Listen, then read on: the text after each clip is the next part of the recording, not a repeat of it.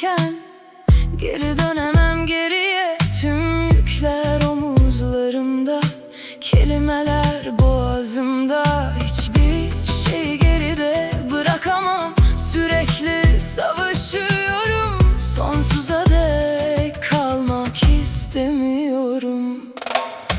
Hakkımda konuştukları yalanlar beni her şeyden mahrum bıraktı.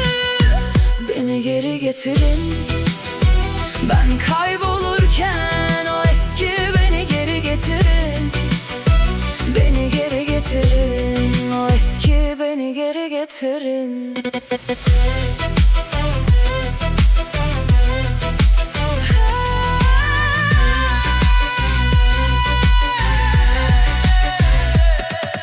Zaman geçiyor ama yine de beni etkiliyor.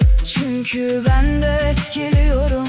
Bunu sana bırakmak istemiyorum.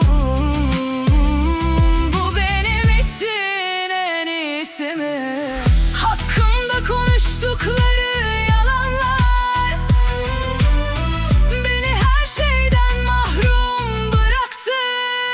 Beni geri getirin, ben kaybolurken o eski beni geri getirin.